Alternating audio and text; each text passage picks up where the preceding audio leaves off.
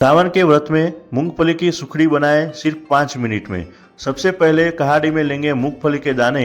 मूंगफली को धीमी आंच पर लगातार चलाते हुए हल्का सुनहरा होने तक भुनेंगे। अब कहाड़ी में लेंगे थोड़ा सा घी और गुड़।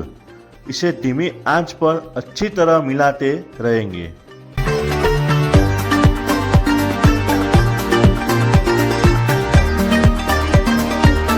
अब क्रश की हुई मूंगफली डालेंगे और एकदम अच्छी तरह मिक्स करेंगे। अब उसमें नारियल का बूरादा डालेंगे और उसे भी अच्छी तरह मिक्स करेंगे।